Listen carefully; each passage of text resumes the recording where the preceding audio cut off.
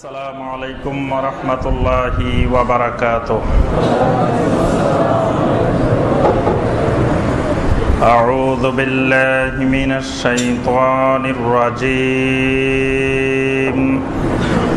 বিসমিল্লাহির রহমানির রহিম। ولا تأكلوا أموالكم بينكم بالباطل وتدلوا بها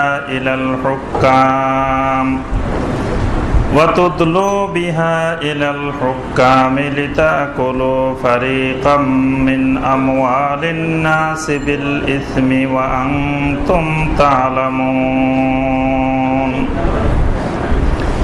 يسألونك عن الأهلة قل هي مواقيت للناس والحج وليس البر بأن تأتوا البيوت من ظهورها ولكن البر من اتقى وأتوا البيوت من أبوابها واتقوا الله لعلكم تفلحون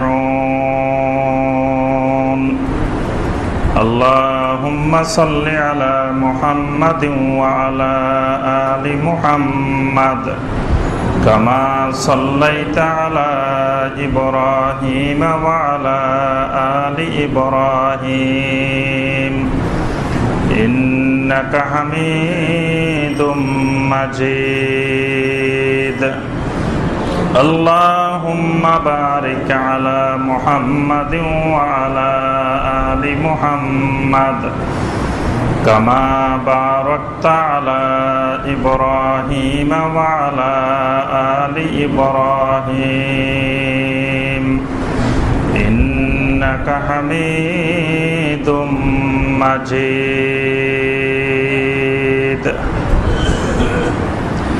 সম্মানিত উলামায়ে কেরাম, মুরব্বিয়ান এজাম, দূরের এবং কাছের সম্মানিত ভাই ও বোনেরা, আল্লাহ সুবহানাহু ওয়া তাআলার দরবারে কোটি কোটি শুকরিয়া যে আল্লাহ রাব্বুল আলামিন আমাদেরকে দীর্ঘ 2 সপ্তাহ পরে শুক্রবার সালাতুল মাগরিবের পর নদ্দা সরকার বাড়ি জামে মসজিদে বসে আল্লাহ রাব্বুল আলামিনের নাজিলকৃত কোরআনে হাকিম থেকে কয়েকটি আয়াতে কারিমার সংক্ষিপ্তভাবে তাফসীর করার এবং শোনার তৌফিক দিয়েছেন, সেই রাব্বুল আলামিনের শুকর আদায় করি। সকলে বলি আলহামদুলিল্লাহ। কোরআনে কারিমের তাফসীরে যে সূরা থেকে আমাদের তাফসীর চলছিল সেই সূরাটির নাম হলো সূরা আল বাকারা। সূরা আল বাকারার 187 নম্বর আয়াতে কারিমা পর্যন্ত গত তাফসীরে আমাদের আলোচনা হয়েছিল। আজকে সূরা আল বাকারার 188 নম্বর আয়াতে কারিমা থেকে আমাদের তাফসীর হবে ইনশাআল্লাহ। ইতিপূর্বের আয়াতে কারিমা গুলোতে আল্লাহ রাব্বুল আলামিন আরকানুল ইসলামের একটি গুরুত্বপূর্ণ রোকন সিয়ামে রমাদান সম্পর্কে আল্লাহ পাক এর হুকুম, আহকাম, সিয়ামের ফরজিয়ত, সিয়ামের বিভিন্ন মাসাইল আল্লাহ পাক 183 থেকে 187 নম্বর আয়াতে কারিমার মধ্যে আল্লাহ পাক বিস্তারিতভাবে আলোচনা করেছেন। 188 নম্বর আয়াতে কারিমা এবং এর পর থেকে ধারাবাহিকভাবে এই সূরার শেষ পর্যন্ত আল্লাহ পাক শরীয়তের অনেকগুলো গুরুত্বপূর্ণ হুকুম, আহকাম, যেহেতু এই সূরাটি মাদানী সূরা, আর মাদানী সূরার বৈশিষ্ট্য হলো এখানে আল্লাহ পাক শরীয়তের হুকুম, আহকামগুলো বর্ণনা করে থাকেন। এই সূরা আল বাকারার মধ্যেও আল্লাহ সুবহানাহু ওয়া তাআলা অনেকগুলো শরীয়ী হুকুম, আহকাম বর্ণনা করেছেন। তন্মধ্যে একটি গুরুত্বপূর্ণ হুকুম, আহকাম হলো পৃথিবীতে মানুষ সম্পদ উপার্জন করে, মাল উপার্জন করে। সম্পদের সাথে মানুষের জীবনের ঘনিষ্ঠ সম্পর্ক। সম্পদবিহীন মানুষ পৃথিবীতে চলাফেরা করতে পারে না। আল্লাহ সুবহানাহু ওয়া তাআলার ইবাদত বন্দেগী করার জন্য সম্পদ প্রয়োজন। সম্পদ ছাড়া নামাজ পড়া যায় না। সম্পদ ছাড়া নামাজ পড়া যায়। নামাজের যে আরকান আহকাম, সেখানে আপনার শরীর পাক, তারপরে কাপড় পাক, তারপরে জায়গা পাক, এগুলো পাক করতে হলে টাকা লাগে না? যে টাকাবিহীন শরীর পাকও করা যায় না, তারপরে কাপড় পাকও করা যায় না, তারপরে জায়গা পাকও করা যায় না। এরপরে সতর ডাকা, সতর ডাকতে হলে কাপড় লাগবে না, কাপড় লাগলে টাকা লাগবে না। তাহলে সলাতের সাথেও অর্থনীতি জড়িত, টাকা পয়সা জড়িত। সিয়ামের সাথে টাকা পয়সা জড়িত। রমজান মাসে রোজা রাখবেন, ইফতার করতে হবে না? ইফতার করতে টাকা লাগবে না। তারপরে আপনার সাহারি খেতে গেলে টাকা লাগবে না। রমাদানের সাথে অর্থনীতির সম্পর্ক। এবারে যাকাত তো পুরোপুরি অর্থনৈতিক ইবাদত। হজ্জে বাইতুল্লাহর সাথে অর্থনীতি জড়িত। ইমাম রক্ষা করতে হলে অর্থনীতি জড়িত। নবী সাল্লাল্লাহু আলাইহি ওয়াসাল্লাম বলছেন, আল ফাকরু ইয়াকাদু আন ইয়াকুনাল কুফরা। দারিদ্রতা এমন একটা জিনিস যেটা মানুষকে কুফরের নিকটবর্তী করে দেয়। এবং আমরা এই দেশে দেখি অনেক ভাই বোন ইসলাম ধর্ম পরিত্যাগ করে খ্রিস্টান হয়ে যাচ্ছে। আমাদের এই দেশেই হচ্ছে বর্তমানে। তো কেন হচ্ছে? তারা অর্থের কারণে, অর্থের তাগিদে তাদেরকে যখন খ্রিস্টান হইলে বাড়ি দিচ্ছে, টাকা পয়সা দিচ্ছে, বিভিন্ন কিছু দিচ্ছে, তখন তারা অর্থের লোভে ঈমান পরিত্যাগ করে কুফরের দিকে চলে যাচ্ছে। তাহলে অর্থনীতি এমন একটি বিষয়, আল্লাহ সুবহানাহু ওয়া তাআলার প্রত্যেকটি ইবাদতের সাথে এটি জড়িত। এই জন্য কিয়ামতের ময়দানে আল্লাহ পাক প্রত্যেকটি মানুষকে 5টি প্রশ্ন করবেন। তার মধ্যে 2টি প্রশ্ন থাকবে অর্থনীতির সাথে সম্পৃক্ত। আল্লাহ রাসূল সাল্লাল্লাহু আলাইহি ওয়াসাল্লাম ইরশাদ করেন, লা তাজুলু কাদামা ইবনে আদম। ইবনে আদমের, আদম সন্তানের, খালি মুসলিম না, মুসলিম অমুসলিম সকল আদম সন্তান, লা তাজুলু কাদামা, তাদের 2 পা সরাইতে পারবে না। মানে যেখানে কিয়ামতের ময়দানে দাঁড়াবে সেখান থেকে 2 পাকে আল্লাহ পাক সরাইতে দিবেন না, যতক্ষণ পর্যন্ত না আল্লাহ পাক 5টি প্রশ্নের উত্তর তার থেকে না পাবে। তোর মধ্যে একটি প্রশ্ন হলো আন উমরিহি ফিমা আফনাহু। আল্লাহ পাক তাকে যে উমর দান করেছিলেন, বয়স দান করেছিলেন, প্রত্যেকটি মানুষকে আল্লাহ পাক বয়স দিয়েছেন। 30 বছর, 40 বছর, 50 বছর, 60 বছর, 100 বছর, 300 বছর, 500 বছর, 900 বছর, 1000 বছরও দিয়েছেন। আদম আলাইহিস সালামের হায়াত ছিল কত বছর? 1000 বছর। তো এরকম হায়াত আল্লাহ পাক দিয়েছেন। এই ওমর সম্পর্কে, হায়াত সম্পর্কে আল্লাহ পাক প্রশ্ন করবেন, এই হায়াতটা, এই ওমরটা কিভাবে তুমি অতিবাহিত করেছো। ওয়ান শাবাবিহি ফিমা আবলাহু। আবার এই ওমরের মধ্যে কয়েকটি ভাগ আছে।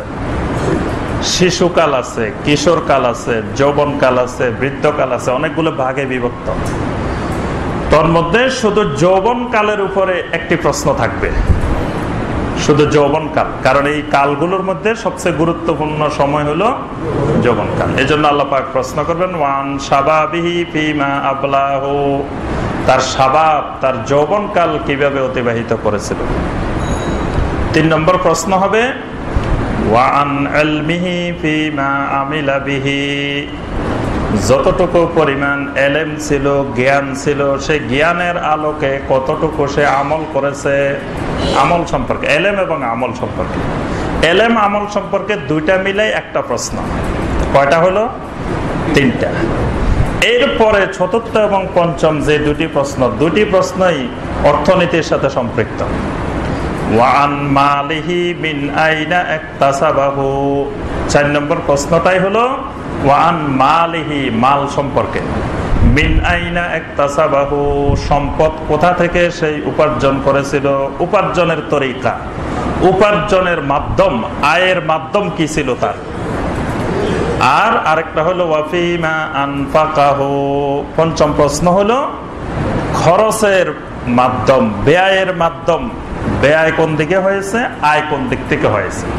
এখানে দুইটা প্রশ্ন আলাদা আলাদা, একটা শুধু আয় সম্পর্কে আর একটা শুধু ব্যয় সম্পর্কে। তাহলে দেখেন মালের সাথে সম্পৃক্ত দুইটা প্রশ্ন, যেটি আল্লাহ পাক প্রত্যেকটি মানুষকে করবেন।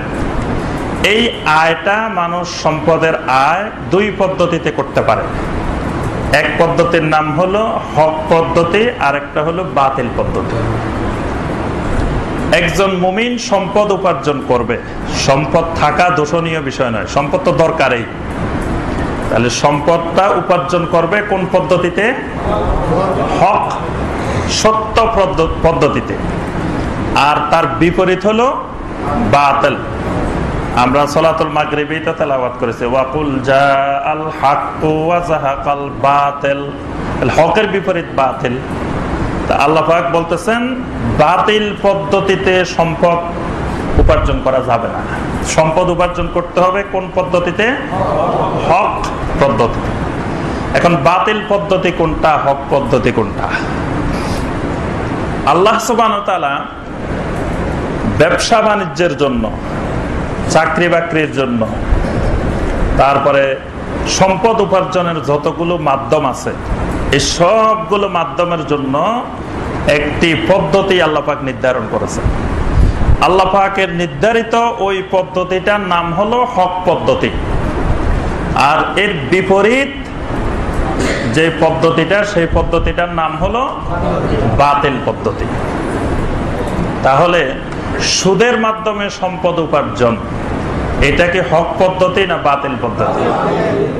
এটা বাতিল পদ্ধতি। আল্লাহ পাক স্পষ্ট বলে দিয়েছেন ইয়া আইয়ুহাল্লাযীনা আমানুত্তাকুল্লাহা ওয়া যারু মা বাকিয়া মিনার রিবা ইন কুনতুম মুমিনিন।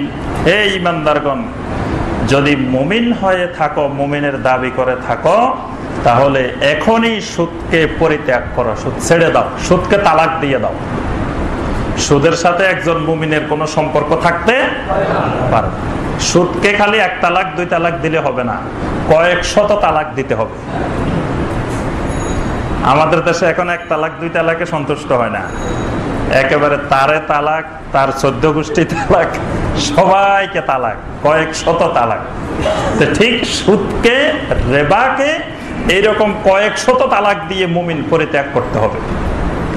এই সুদের মাধ্যমে সম্পদ উপার্জন, এটা হলো বাতিল পদ্ধতি। ঘুষের মাধ্যমে, রিশওয়াহ, ঘুষের মাধ্যমে সম্পদ উপার্জন, এটা কি হক পদ্ধতি না বাতিল পদ্ধতি?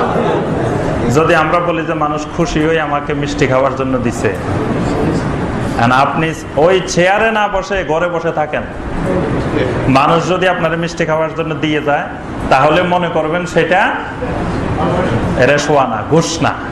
আপনি ওই চেয়ারে আছেন বলেই মানুষ আপনার মিষ্টি খাওয়ার জন্য দিতেছে।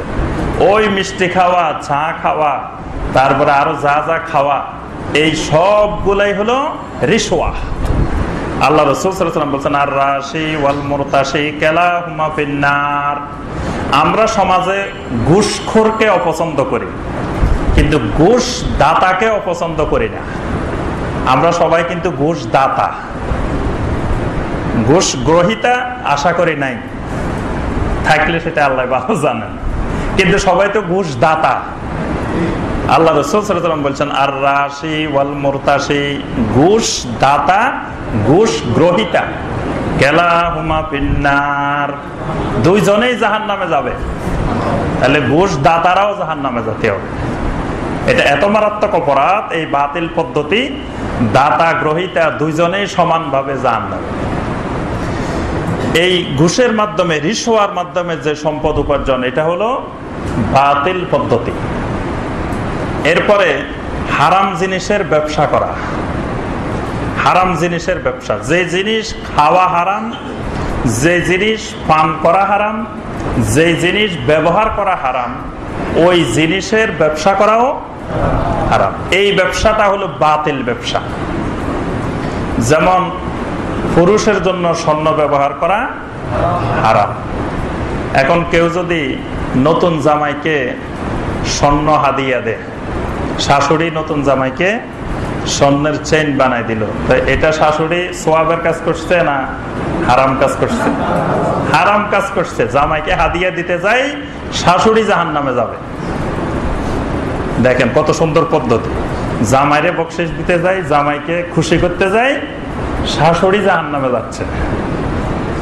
এই জন্য এইটা হলো হারাম হাদিয়া, যেহেতু পুরুষের জন্য ব্যবহার করা হারাম। এখন ঠিক যিনি স্বর্ণের ব্যবসায়ী, তিনি যদি কোনো পুরুষের স্বর্ণ বিক্রি করে, তার ব্যবসাও হারাম। বুঝতে পারছেন? পুরুষের আংটি বিক্রি করলেন আপনি, স্বর্ণের ব্যবসায়ী পুরুষের আংটি বিক্রি করতেছেন, যে স্পষ্ট এটা পুরুষের জন্যই বানাইছেন স্বর্ণ দিয়ে, যে এটা পুরুষ ব্যবহার করবে, এই ব্যবসা হারাম, এটা বাতিল পদ্ধতি।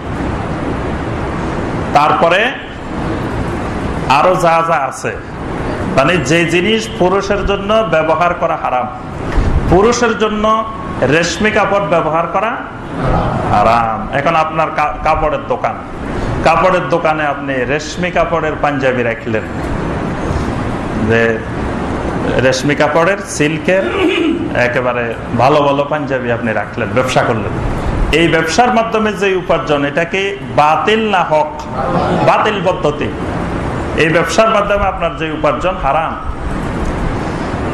পুরুষের জন্য, পুরুষ মহিলা সবার জন্যই মাদক দ্রব্য গ্রহণ করা হারাম। সুতরাং মাদক দ্রব্যের ব্যবসা করা হারাম। এই মাদক দ্রব্যের শুধু ব্যবসা না, উৎপাদন, ব্যবসা, পরিবহন, যত রকমের কার্যক্রম আছে এর সাথে সম্পৃক্ত সব পদ্ধতির সম্পদ উপার্জন হইল বাতিল পদ্ধতি। আপনি সেলুনের ব্যবসা করেন, সেলুনের ব্যবসা ভালো জিনিস, আপনি চুল কাটেন, ভালো জিনিস, কিন্তু আপনি দাড়ি কাটবেন, দাড়ি মুন্ডনের কাজ করবেন, এর মাধ্যমে টাকা কামাই করবেন, এটা কি বাতিল পদ্ধতি না হক পদ্ধতি? বাতিল পদ্ধতি। তখন আপনার সেলুনের ব্যবসা হারাম। আপনি চুল কাটবেন ইহুদি খ্রিস্টানদের স্টাইলে, দেখাবেন যে কোন স্টাইলে কাটতে চান, চতুর্দিকে লাগানো আছে, ওই পদ্ধতিতে কাটবেন, চুল কাটাও হারাম। চুল কাটার মাধ্যমে যে টাকা পাচ্ছেন সেটা বাতিল পদ্ধতিতে সম্পদ উপার্জন হচ্ছে, হক পদ্ধতিতে হচ্ছে না। এরপরে তামাক, তামাকের চাষাবাদ, তামাকের বিপণন, তামাকের মার্কেটিং। আপনি হালাল জিনিসের দোকান দিচ্ছেন, কিন্তু মাঝখান দিয়ে আপনি সিগারেটও বিক্রি করেন দোকানে। অনেকে বলে যে হুজুর সিগারেট না রাখলে তো দোকানে চলে না, এটা তো রাখতেই হয়। তো এইটা রাখতেই হয়, বাস আপনার উপার্জনের পদ্ধতিটা হয়ে গেছে বাতিল। সিগারেট খাওয়া হালাল, হ্যাঁ, এটা আবার সবাই বলে না। হালাল হালাল, হারাম হারামে, এটা সুস্পষ্ট হারাম। পৃথিবীর আজ পর্যন্ত এমন কোন বিজ্ঞানী, এমন কোন চিকিৎসা বিজ্ঞানী, এমন কোন ডাক্তার পাওয়া গেছে যে যিনি বলেছেন গবেষণা করে যে দৈনিক 5টা সিগারেট খাইলে তার শরীরে এই উপকার হবে, এরকম কোন বর্ণনা পাওয়া গেছে? তাহলে হিন্দু, মুসলিম, বৌদ্ধ, খ্রিস্টান, ইহুদি, মুশরিক, অগ্নি পূজারী সব মানুষের এজমা। এটা খালি মুসলমানের ঐক্যমত না, এটা হিন্দু, বৌদ্ধ, ইহুদি, খ্রিস্টান সকল মানুষের সম্মিলিত ঐক্যমত যে এই জিনিসটা খাওয়া ক্ষতিকর। এবং এটার গায়েও লেখা থাকে স্বাস্থ্যের জন্য ক্ষতিকর, লেখা থাকে না?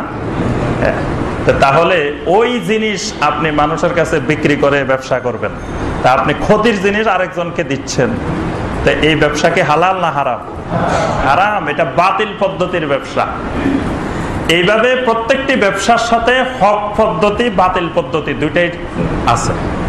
তাহলে একজন মুমিন অর্থ উপার্জন করতে হবে তাকওয়ার মাধ্যমে। তাকওয়া মানে একবারে বেছে বেছে, মানে আপনি ব্যবসা করবেন, দেখবেন যে ব্যবসায় গেলে, যেই ব্যবসায় যাবেন আপনি, সেখানে আপনার সামনে প্রতিনিয়ত হক পদ্ধতি, বাতিল পদ্ধতি দুটাই আসবে।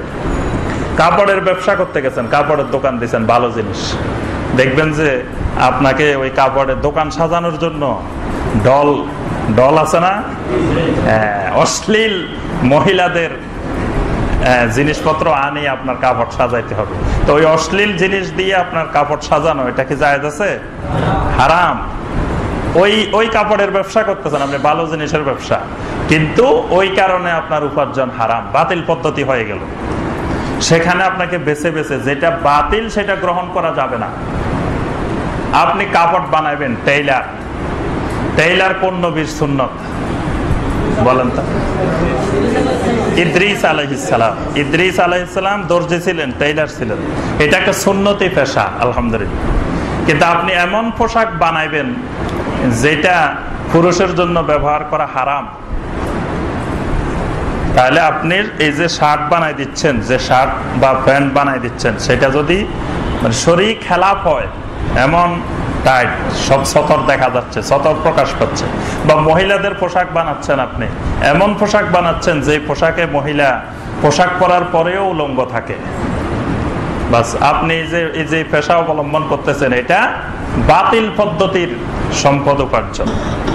এইভাবে একেবারে প্রত্যেকটি পেশার সাথে আপনার বাতিল পদ্ধতি, হক পদ্ধতি দুটাই আছে। একজন মুমিনকে বাতিল পদ্ধতি পরিত্যাগ করে হক পদ্ধতিতে সম্পদ উপার্জন করতে হবে। আল্লাহ পাক 188 নম্বর আয়াতে সেই মূলনীতিটি বর্ণনা করেছেন, ওয়ালা তাকুলু আমওয়ালাকুম বাইনাকুম বিল বাতিল, তোমরা বাতিল পদ্ধতিতে সম্পদ উপার্জন করে খেও না, বাতিল পদ্ধতিতে খেও না।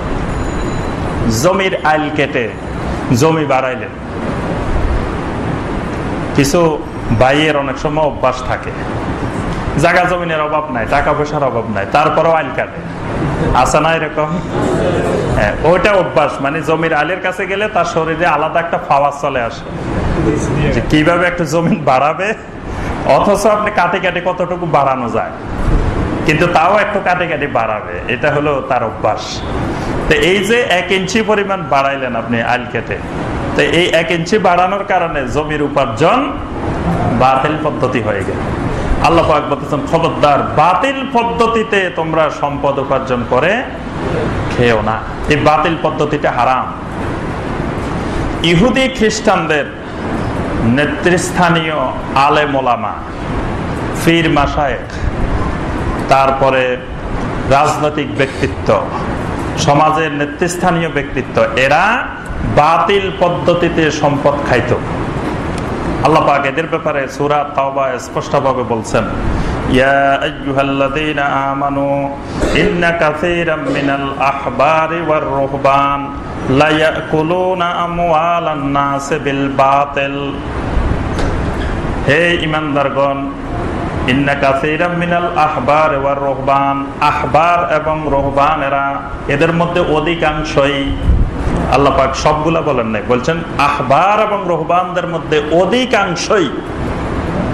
আহবার কারা, রুহবান কারা? আহবার হলো সমাজের নেতৃস্থানীয় ব্যক্তিরা, রাজনৈতিক নেতৃস্থানীয়, সামাজিক প্রভাব প্রতিপত্তি, বিভিন্নভাবে সামাজিকভাবে যারা প্রতিষ্ঠিত নেতৃস্থানীয়, এরা হলো আহবার।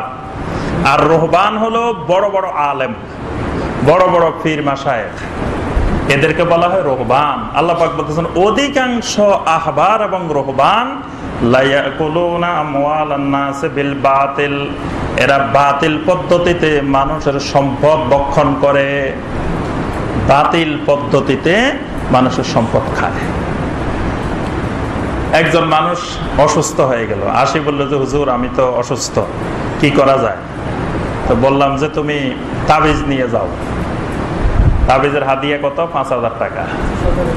হ্যাঁ, তাহলে এই যে তারে এই তাবিজটা দিয়ে দিলাম, তাবিজের বিনিময়ে 5,000 টাকা নিলাম, এটা কি হক পদ্ধতি না বাতিল পদ্ধতি?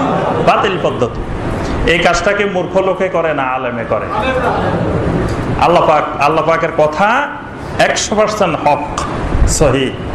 আল্লাহ পাক এই জন্য বলছেন যে রুহবানেরাও অন্যায়ভাবে বাতিল পদ্ধতিতে সম্পদ খায়, বাতিল বিভিন্ন পদ্ধতি আবিষ্কার করে সম্পদ উপার্জনের বিভিন্ন পদ্ধতি বের করে নেয়। মাঝে মাঝে বাতিল পদ্ধতিতে সম্পদ খাওয়ার জন্য বিচারকদের কাছেও তারা যায়, বিচারকদের কাছে মামলা নিয়ে যায়, অথচ সে স্পষ্ট জানে যে এই সম্পদ আমার না, তারপরেও অন্যায়ভাবে আরেকজনের সম্পদ খাওয়ার জন্য আদালত পর্যন্তও যায়। লিতাকুলু ফারিকাম মিন আমওয়ালিন নাস বিল ইসমে, অন্যায়ভাবে আরেকজনের সম্পদ ভক্ষণ করার জন্য, ওয়া আনতুম তা'লামুন, অথচ জেনে শুনে। আল্লাহ পাক বলতেছেন জেনে শুনে, মানে এটা যে আরেকজনের সম্পদ। ধরেন দুইজনে মামলা করছে, তো দুজনে যদি সত্য হইতো তাহলে তার মামলায় দরকার নেই। এর মধ্যে একজন নিশ্চয় গন্ডগোল আছে, হয় যিনি তার জমি দখল করছে তিনি অন্যায়ভাবে দখল করছেন, অথবা উনি সঠিকভাবে দখল করছেন কিন্তু আরেকজন, দুইজনে তো জানে কে হক কে না হক। কিন্তু এই হক যদি নিজে নিজে মেনে নিত তাহলে তো আর আদালত পর্যন্ত যাওয়া লাগতো। কিন্তু নিজে নিজে না মানার কারণেই আল্লাহ পাক বলতেছেন জেনে শুনে অন্যায়ভাবে তোমরা মানুষের সম্পদ ভক্ষণ করো, খবরদার ওয়ালা তাকুলু, তোমরা এরকম সম্পদ খেও না। কারণ এই সম্পদ তো তোমার সাথে স্থায়ীভাবে যাবে না, এটা সর্বোচ্চ কোন পর্যন্ত যাবে? কবরস্থান পর্যন্ত। মানুষ মারা যাওয়ার পরে কবরস্থান পর্যন্ত কয়টা জিনিস যায়? তিনটা। দুইটা জিনিস চলে আসে আর একটা সাথে থেকে যায়। তাহলে আহাল এবং মাল কবরস্থান পর্যন্ত যেতে পারে, এরপরে শুধু আমল থেকে যাবে, আহাল এবং মাল চলে আসবে। তাহলে সেই মালের জন্য বাতিল পদ্ধতিতে সেই মাল সেই সম্পদ ভক্ষণ করা, আল্লাহ পাক বলেছেন ওয়ালা তাকুলু, খবরদার বান্দারা তোমরা ওই রকম সম্পদ ভক্ষণ করিও না। 189 নম্বর আয়াতে আল্লাহ পাক আরেকটি কুসংস্কার, আরবীয় কুসংস্কার, মুশরিকদের কুসংস্কার বর্ণনা করেছেন। ছাদের জন্য আল্লাহ পাক 29টি কক্ষপথ রব্বুল আলামিন নির্ধারণ করেছেন। সুবহানাল্লাহ। মানে আল্লাহ পাকের যতগুলো আকাশের মহাকাশে যতগুলো গ্রহ উপগ্রহ সৃষ্টি জগৎ আছে সবগুলোর জন্য আল্লাহ পাক এক একটা রাস্তা ঠিক করছেন। সেই রাস্তা দিয়ে সে সাঁতার কেটে কেটে সামনের দিকে আগায়। সামনের দিকে আগায় মানে কোন দিকে আগায়? কিয়ামতের দিকে আগায়। আল্লাহ পাক বলেন ওয়া কুল্লুন ফি ফালাকিন ইয়াসবাহুন, এরা সবগুলো মহাশূন্যে সাঁতার কাটতেছে। মানে এগুলোর উপরের থেকে দেখলে মনে হবে যে পৃথিবী সাঁতার কাটতেছে, মঙ্গল গ্রহ সাঁতার কাটতেছে, চাঁদ সাঁতার কাটতেছে, তারপরে বুধ সাঁতার কাটতেছে। এক একটা গ্রহ নক্ষত্র এগুলা মনে হবে যে পানির মধ্যে সাঁতার কাটতেছে। আল্লাহ পাক বলতেছেন চাঁদের জন্য আল্লাহ পাক এরকম 29টা রাস্তা ঠিক করছেন। ওয়াল কামারা কাদ্দারনাহু মানাজিল, মানাজিল মানজিল, মানজিলের বহু বচন মানাজিল। আল্লাহ পাক বলতেছেন আমি চাঁদের জন্য অনেকগুলো মানাজিল মানজিল ঠিক করে দিয়েছি। মানে চাঁদ একদিন এক রাস্তা দিয়ে যায়, এজন্য চাঁদ কিন্তু বড় হয় না ছোট হয় না। কিন্তু আমরা দেখি একদিন একরকম, 29 দিন চাঁদকে 29 রকম দেখি, কিন্তু চাঁদ আসলে একরকমই থাকে। 29 রকম দেখি কেন? এটা 29টা মানজিল দিয়ে অতিক্রম করে, 29 দিন 29 মানজিল দিয়ে। তা আরবের মুশরিকেরা বলা বলি করতেছে শোনো, এই চাঁদের বাড়া কমা এটার সাথে মানুষের ভাগ্য সম্পৃক্ত। এই জন্য চাঁদের তিথি অনুযায়ী তোমাকে বিয়ে শাদী তারপরে শুভ কাজ ভালো কাজ এগুলো তিথি অনুযায়ী করতে হবে। এজন্য প্রতিদিন তোমাকে ভালো কাজ শুভ কাজ করা যাবে না। এজন্য এখনো পৃথিবীতে চন্দ্র পূজারী আছে, দেখবেন যে বিয়ে শাদী ভালো কোনো কাজ করতে হলে কোন তিথিতে, চাঁদের কোন তিথিতে কাজটা করতে হবে সেটা নিরূপণ করা হয়। সেখানে আপনার কোন তারিখে করা হবে সেই তারিখটা শুভ না অশুভ, আবার ওই তারিখের কোন মুহূর্তটা এটা চাঁদের সাথে সম্পৃক্ত।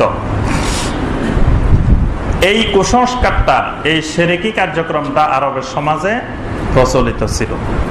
আরেকটি কুসংস্কার ছিল, বাড়ি থেকে বের হয়েছে কোনো ভালো কাজের উদ্দেশ্যে, তো কিছু দূর গিয়ে আবার ফেরত আসছে। এরকম হয় না? দেখা গেছে ওই পর্যন্ত চলে গেছেন, মনে হলো যে চাবিটা তো নিলাম না, আবার আসছেন চাবিটা নেওয়ার জন্য। এরকম আমরা ফেরত আসি না?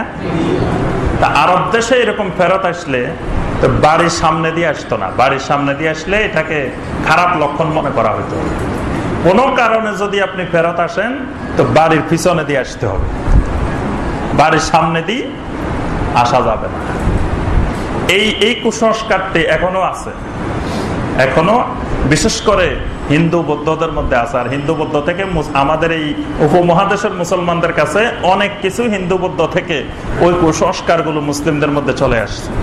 এই জন্য দেখবেন এই বাড়ি আর এই বাড়ি, আপনি বাড়ির মাঝখান দিয়ে যেতে পারবেন না, ওই ঘুরে আপনাকে ওই দিক দিয়ে আসতে হবে, কারণ এই দিক দিয়ে গেলে এটা খারাপ কোনো লক্ষণ হয়ে যেতে পারে, সমস্যা তৈরি হতে পারে। বাড়ির একদিক দিয়ে ঢুকে আরেক দিক দিয়ে বের হতে পারবেন না। এরকম আরো অনেকগুলো নিয়ম কানুন আছে, এগুলো হিন্দুদের মুশরিকদের নিয়ম কানুন।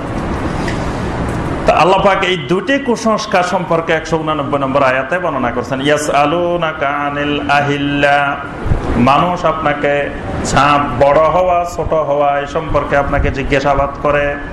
কুল হিয়া মাওয়াকিতু লিন-নাসি ওয়াল হজ, আল্লাহ পাক বলেন আপনি বলে দেন ছাপ বাড়া কমা এটা হলো মাওয়াকিতু লিন-নাস, দুনিয়ার মানুষের জন্য সময়সূচি নির্ধারণ করার জন্য আমি এটাকে এরকম করেছি। সুবহানাল্লাহ, সময়সূচি নির্ধারণ করার জন্য। এবং এই চাঁদের সাথে আল্লাহ পাক আরকানুল ইসলামের গুরুত্বপূর্ণ কয়েকটি বিধান আল্লাহ পাক চাঁদের সাথে সম্পৃক্ত করেছেন। যেমন রমাদানের সম্পৃক্ততা সূর্যের সাথে না, রমাদানের সম্পৃক্ততা চাঁদের সাথে। হজ্জে বাইতুল্লাহ সম্পর্ক চাঁদের সাথে। যাকাতের সম্পর্ক চাঁদের সাথে। যাকাত দিতে হবে আপনাকে চান্দ্র বছর অনুযায়ী, সৌর বছর অনুযায়ী না, বুঝতে পারছেন? ইংরেজি তারিখে যাকাত দিলে যাকাত হবে না, যাকাত দিতে হবে আরবি তারিখে 354 দিনে। ইংরেজি তারিখে দিলে 11 দিনের যাকাত বেশি দিতে হবে। তাহলে মাওয়াকিতুল লিন-নাস, আল্লাহ পাক বলতেছেন আমি চাঁদকে এরকম করে থাকি, মিকাত মানুষের জন্য সময়সূচি নির্ধারণ করে থাকি। আবার সূর্যটা প্রতিদিন একই নিয়মে উঠে একই নিয়মে অস্ত যায়। পৃথিবীর মানুষ সব মিলে ইচ্ছা করলে তারিখ একদিন আগাইও দিতে পারে, একদিন পিছাইও দিতে পারে, পারে না? পৃথিবীর সব মানুষ বা জাতিসংঘ থেকে ঠিক করা হলো যে এখন এই বছর একদিন বাড়াই দেওয়া হবে। যেমন 4 বছর পরে একদিন আমরা বাড়াই না, লিপ ইয়ার হয় না ফেব্রুয়ারি মাস। এটা পৃথিবীর মানুষ ইচ্ছা করলে একদিন বাড়াইতেও পারে, কমাইতেও পারে, কারণ এটা প্রতিদিন একই নিয়মে উঠে একই নিয়মে ডুবে, সবগুলা দিন একই রকম। কিন্তু চাঁদটাকে আল্লাহ সুবহানাহু ওয়া তাআলা ব্যতিক্রম করে দিয়েছেন। এটা পৃথিবীর মানুষ ইচ্ছা করলে বাড়াইতেও পারে না, কমাইতেও পারে না। আজকে আপনি মাসের 1ম তারিখ ধরবেন, আকাশে চাঁদ উঠলো না, আপনি ইচ্ছা করলে 1 তারিখ গণনা করতে পারবেন? পৃথিবীর সবাই মিলে যদি বলে যে চাঁদ উঠুক আর না উঠুক আজকে 1 তারিখ, এটা হবে? যদি বলে যে আজকে শাওয়াল মাসের 1 তারিখ, আসেন সবাই আমরা ঈদ করে ফেলি, পৃথিবীর কোন জায়গায় চাঁদ দেখা গেল না, চাঁদ উঠলো না, তাহলে কি পৃথিবীর সব মানুষ বললেও কি আমরা মেনে নিব? পৃথিবীর কোন এক জায়গায় উঠলে সেটা ভিন্ন কথা, কিন্তু কোথাও উঠলো না আল্লাহর জমিনে চাঁদ। কিন্তু আমরা সব মানুষ মিলে যদি এটাকে বাড়ানো কমানোর চেষ্টা করি, চাঁদের মাধ্যমে এই কাজটা করা সম্ভব হবে না। আল্লাহ পাকের জন্য বলেছেন কুল হিয়া মাওয়াকিতু লিন-নাস, এটা মানুষের জন্য আল্লাহ পাক মিকাত হিসাবে, সময়সূচি হিসাবে ঠিক করেছেন। ওয়াল হজ, হজের জন্য মিকাত। হজের হিসাব ঠিক হয় কি দিয়ে? চাঁদ দিয়ে। হজের সব কাজগুলো, কার্যক্রমগুলো চাঁদের সাথে সম্পৃক্ত। ওয়ালাইসাল বিররু বিআন তাতুল বুয়ুতা মিন যুহুরিহা, আল্লাহ পাক বলেন ঘরের পিছনে দিয়ে আসা এটার মধ্যে কোনো কল্যাণ নাই। ওয়ালাকিন্নাল বিররা মানিত্তাকা, আসল কল্যাণ হলো তাকওয়ার মধ্যে, কল্যাণ হলো তাকওয়ার মধ্যে। ঘরের সামনে দিয়ে আসলা নাকি পিছনে দিয়ে আসলা, বাড়ির সামনে দিয়ে ঢুকলা না পিছনে দিয়ে ঢুকলা, উত্তর দিক থেকে ঢুকলা না দক্ষিণ দিক থেকে ঢুকলা, এগুলার মধ্যে, এই কুসংস্কারের মধ্যে কোনো কল্যাণ নাই। কল্যাণ হলো তাকওয়ার মধ্যে, মানে তাকা, কার কতটুকু তাকওয়া আছে, এটাই কল্যাণের মূল জিনিস। ওয়াতুল বুয়ুতা মিন আবওয়াবিহা, আল্লাহ পাক বলেন খবরদার ওই কুসংস্কার পরিত্যাগ করে সব সময় বাড়ির সামনে দিয়ে আসা যাওয়া করো। ওয়াতুল বুয়ুতা মিন আবওয়াবিহা, বাড়ির সামনের দিক থেকে আসো, পিছনের দিক থেকে আসার কোনো দরকার নেই। ওয়াত্তাকুল্লাহা লাআল্লাকুম তুফলিহুন, আর সবাই মুত্তাকী হও, আল্লাহর তাকওয়া হাসিল করো। লাআল্লাকুম তুফলিহুন, এই তাকওয়ার মাধ্যমে তোমরা সফল হতে পারবে। 190 নম্বর আয়াতে কারিমায় আল্লাহ পাক জিহাদের বিষয়, কিতাল ফি সাবিলিল্লাহর বিষয়ে আলোচনা করেছেন। মাক্কি সূরাগুলোর মধ্যে আল্লাহ পাক কিতালের বিষয়ে আলোচনা করেন নাই। মাদানী সূরাতে গিয়ে আল্লাহ পাক এই কিতালের বিধান বর্ণনা করেছেন। কিতাল কার সাথে করতে হবে? কিতালটা সবার সাথে করা যাবে না, মানে সবার বিরুদ্ধে জিহাদ কিতাল এটা করা যাবে না। যারা মুসলিমদের উপরে আক্রমণ করবে, মুসলিম যখন নির্যাতিত হবে, মুসলিম যখন আক্রান্ত হবে, তখন নিজেদের আত্মরক্ষার জন্য মুমিন জিহাদ করবে। এই জন্য আল্লাহ পাক এখানে স্পষ্ট করে দিয়েছেন, ওয়াকাতিলু ফি সাবিলিল্লাহ, ওয়াকাতিলু ফি সাবিলিল্লাহ, তোমরা লড়াই করো, জিহাদ করো আল্লাহর রাস্তায়। আল্লাযীনা ইউকাতিলুনাকুম, যারা তোমাদের সাথে লড়াই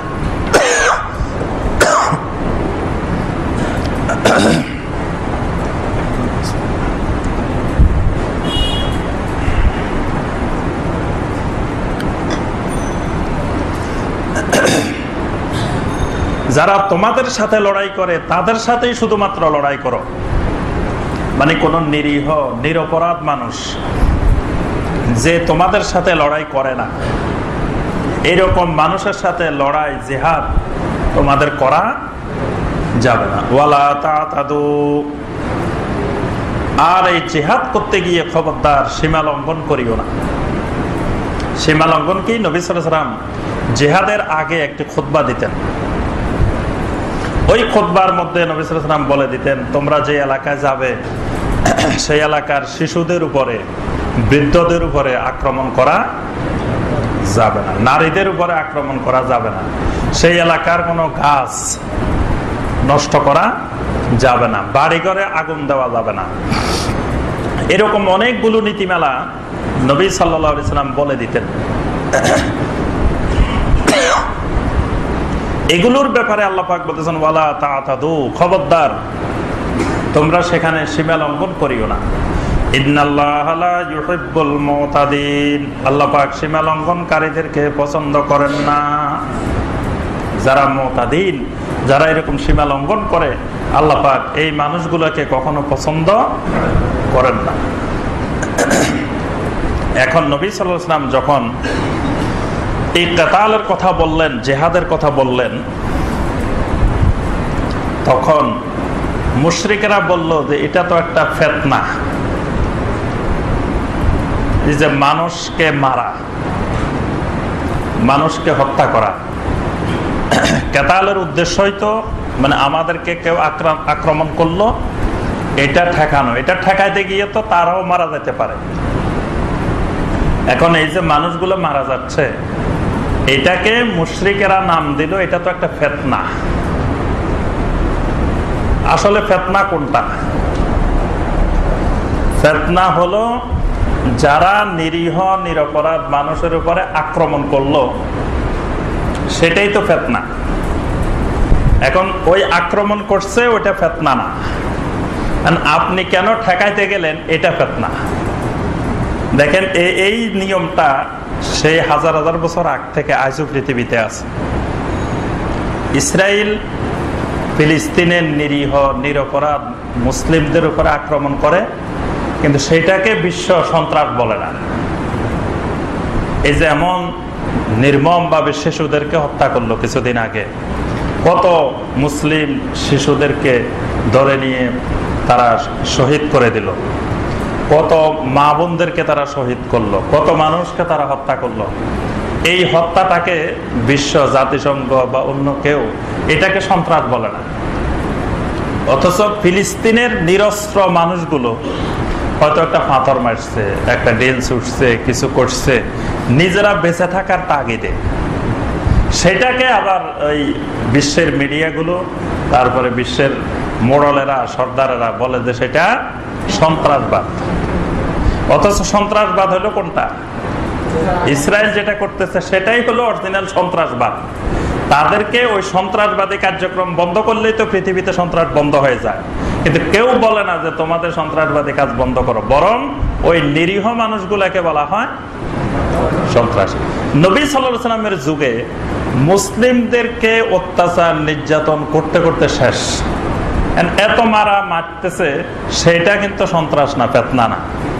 কিন্তু যখনই আল্লাহ পাক আয়াত নাযিল করলেন ওয়াকাতিলু ফি সাবিলিল্লাহিল্লাযিনা ইউকাতিলুনাকুম, তোমাদের বিরুদ্ধে যারা লড়াই করে তোমরাও তাদের বিরুদ্ধে লড়াই করো, মানে মক্কি জীবনে ছিল সবর ধরো, লড়াই করা যাবে না। আল্লাহ পাক শুধু বলেছেন ওয়াসবির আলা মা ইয়াকুনু, সবর ধরো।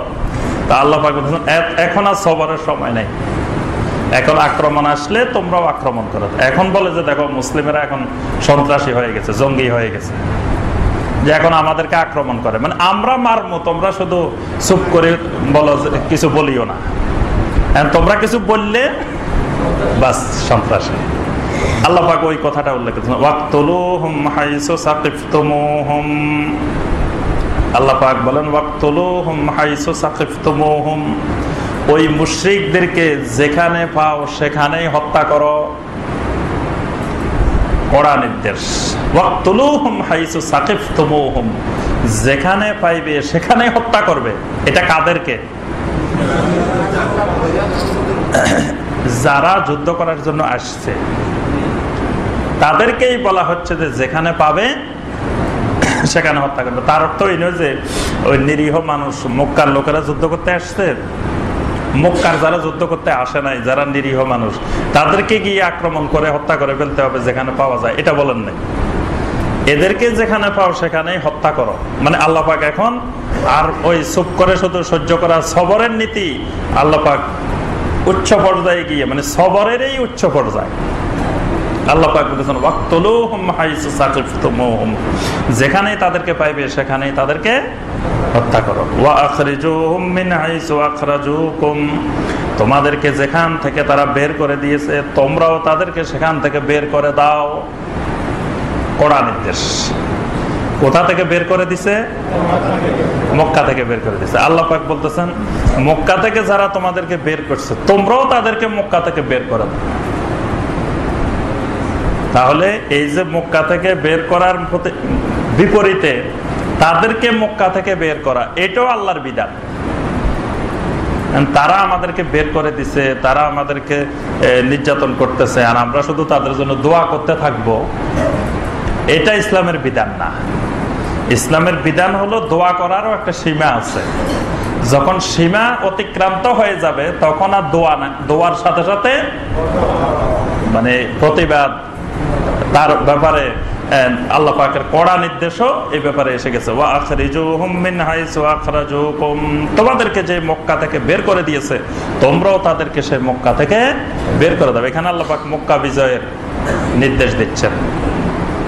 ওয়াল ফিতনাতু আশাদ্দু মিনাল কাতলে, মুশরিকেরা বলছে নবী সাল্লাল্লাহু আলাইহি ওয়াসাল্লামের এই জিহাদটা ফিতনা। আল্লাহ পাক বলতেছেন তারা যে কাজটা করতেছে ওইটাই ফিতনা। বর্তমানে একটি আশ্চর্যজনক বিষয়, যেটি বর্তমানে খুব গুরুত্বপূর্ণ বিষয়, সেটি হলো যখন আপনি শিরকের বিরুদ্ধে কথা বলবেন বা বেদাতের বিরুদ্ধে কথা বলবেন, সুন্নাহ অনুযায়ী আমল করবেন, তখন কিছু মানুষ বলে থাকে যে এটা তো ফিতনা। এখন যিনি বেদাত করতেছেন, বেদাত ফিতনা না, শিরক করতেছেন সেটাও ফিতনা না, কিন্তু যখন আপনি শিরক বেদাত করতেছেন না সেটা ফিতনা। যখন আপনি সুন্নতের আমল করতে যাবেন ওই সুন্নতের আমলটাকে অনেকে বলে যে ফিতনা, বলে যে সব মানুষ এইভাবে নামাজ পড়ে, তুমি আরেক পদ্ধতিতে নামাজ পড়ে ওখানে ফিতনা তৈরি করিও না, নাউজুবিল্লাহ। তাহলে উনি নবী সাল্লাল্লাহু আলাইহি ওয়াসাল্লামের পদ্ধতিতে আদায় করাটাকে ফিতনা, তাহলে নবী সাল্লাল্লাহু আলাইহি ওয়াসাল্লাম পৃথিবীতে ফিতনাবাজ ছিলেন? নাউজুবিল্লাহ। কেউ যদি বলে যে এটা ফিতনা তৈরি করতেছে, তো সে তো আল্লাহ রাসূলকে ফিতনাবাজ বানায় দিল, সাহাবায়ে কেরামকে ফিতনাবাজ বানায় দিল। এজন্য কোন সুন্নতের আমলকে বা বেদাত বিরোধী কার্যক্রমকে ফিতনা বলা যাবে না, বরং বেদাতটাই ফিতনা, শিরকটাই ফিতনা। আল্লাহ পাক বলেছেন ওয়াল ফিতনাতু আশাদ্দু মিনাল কাতলে, ওই যুদ্ধের ময়দানে দুই একজন মারা যাওয়ার চাইতে ওই মুশরিকদের ফিতনাটা আরো কঠোর অপরাধ। মানে মুশরিকদের শিরকটাই অরিজিনালি ফিতনা, শিরক নির্মূল করা ফিতনা না। বুঝতে পারছেন? আল্লাহ পাক এখানে স্পষ্ট বলতেছেন যে মুশরিকেরা যে শিরক করতেছে সেই শিরকটাই বড় ফিতনা, আর আপনি শিরক বন্ধ করবেন এটা ফিতনা না। কিন্তু দুনিয়াতে মানুষ উল্টা ওইটাকে ফিতনা বলে, যে যেমনে চলতেছে এমনি চলো, খবরদার এসব করিও না, এগুলো ফিতনা তৈরি করিও না সমাজে, এরকম বলে অনেক ভাই। নামাজি ভাই তাও বলে যে এই ভাই এইসব নিয়ে কথাবার্তা বলে সমাজে ফিতনা তৈরি করবেন না। এখন শিরক করতেছে ওইটা ফিতনা না, বেদাত করতেছে ওইটা ফিতনা না। আমি আপনি যখন শিরকের বিরুদ্ধে, বেদাতের বিরুদ্ধে, এগুলো বলে সুন্নত অনুযায়ী আমলের কথা বলবো, তখন বলে যে এটা ফিতনা। ওয়ালা তুকাতিলুহুম ইনদাল মাসজিদিল হারাম, তবে মক্কা বিজয় করতে গিয়ে সব জায়গায় লড়াই করবে, কিন্তু মসজিদে হারামের কাছে খবরদার, সেখানে রক্তপাত করবে না, যুদ্ধ করবে না। তো ঠিক আছে, মসজিদে হারামের কাছে করলাম না। এখন মুশরিকেরা বুঝে নিল যে মুসলিমদেরকে মারার একটাই জায়গা আছে, সেটা কোথায়? মসজিদে হারাম। যে আল্লাহ পাক নিষেধ করে দিয়েছেন ওয়ালা তুকাতিলুহুম ইনদাল মাসজিদিল হারাম, খবরদার আমার মসজিদের কাছে কোনো মারামারি, রক্তপাত, ঝগড়াঝাটি করা যাবে না। এখন তো ওখানে আসে সব মারি ফেলবো মুসলিমেরা। তা আল্লাহ পাক হাত্তা ইউকাতিলুকুম ফি, যতক্ষণ না তারা তোমাদের উপরে সেই মসজিদে হারামের কাছে আক্রমণ না করে। যদি মসজিদে হারামের কাছে তারা তোমাদেরকে আক্রমণ করে, তোমরাও সেখানে আক্রমণ করো। আল্লাহ পাক বলে দিচ্ছেন মসজিদে হারামকে তারা যদি পবিত্র আকারে মেনে না নেয়, তো তোমাদেরকেও আমি নির্দেশ দিলাম ফাকতুলুহুম, তোমরাও হারামের কাছেও যুদ্ধ করো। কাযালিকা জাযাউল কাফিরিন, এটাই হলো কাফেরদের জাযা। তবে তারা যদি বিরত থাকে, মানে মসজিদে হারাম থেকে, হারামের কাছে লড়াই করা থেকে যদি দূরে থাকে, তো আল্লাহ পাক গফুরুর রহিম। তাহলে কি মুশরিকদেরকে আল্লাহ মাফ করে দিবেন? আল্লাহ গফুরুর রহিম বলছেন যে, আল্লাহ পাক গফুরুর রহিম বলছেন এই জন্য যে যদি তারা মসজিদে হারামের আদব রক্ষা করে, মসজিদে হারামের কাছে যুদ্ধ না করে, আল্লাহ পাক এই উসিলা তাদেরকে হেদায়েত দিবেন। এই জন্য তারা কিন্তু মসজিদে হারামের কাছে যুদ্ধ করে নাই। না করার কারণে মক্কা বিজয়ের পরে মক্কার অধিকাংশ মানুষ, দুই একটা মানুষ ছাড়া, বড় বড় শয়তান গুলা ছাড়া বাকি সবাইকে আল্লাহ পাক হেদায়েত দিয়েছেন। সুবহানাল্লাহ। এই জন্য আল্লাহ পাক বলছেন যদি মসজিদে হারামের কাছে লড়াই থেকে তারা বিরত থাকে, ফা ইন্নাল্লাহা গফুরুর রহিম।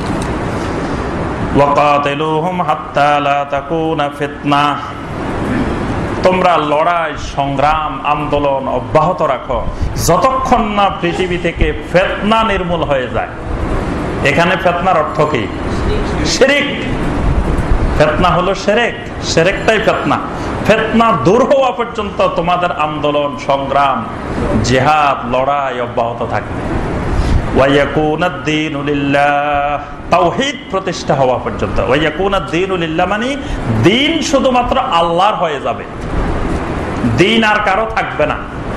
যতক্ষণ পৃথিবীতে দ্বীন আল্লাহর না হবে ততক্ষণ পর্যন্ত তোমাদের এই আন্দোলন, এই সংগ্রাম অব্যাহত থাকবে। দ্বীন আল্লাহর হবে কেমনে? দ্বীন আল্লাহর কখন হয়েছে বুঝবেন কিভাবে?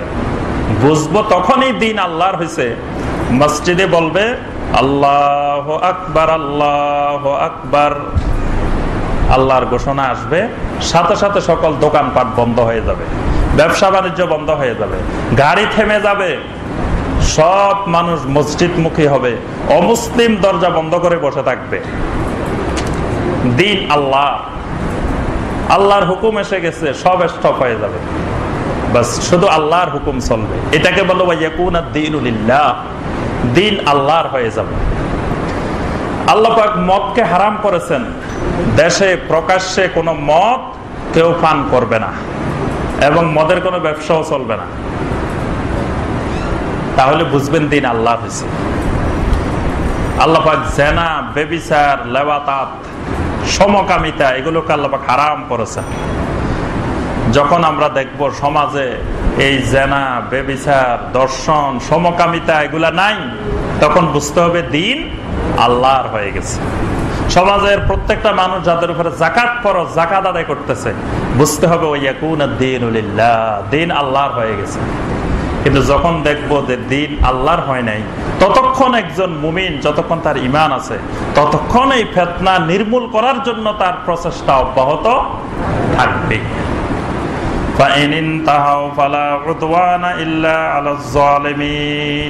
আল্লাহ পাক বলেন, যদি তারা শিরক থেকে বিরত থাকে, তবে জালেমিন ছাড়া কারো আর বাকি কারো উপরে আমাদের কোনো শত্রুতা নাই, আল্লাহর কোনো শত্রুতা নাই। আল্লাহ বলতেছেন, যদি জালেমিন যারা, তাদের সাথে ছাড়া অন্য কারো সাথে আমাদের কোনো শত্রুতা নাই। আশ-শাহরুল হারাম বিশ-শাহরিল হারাম ওয়াল হুরুমাতু কিসাস।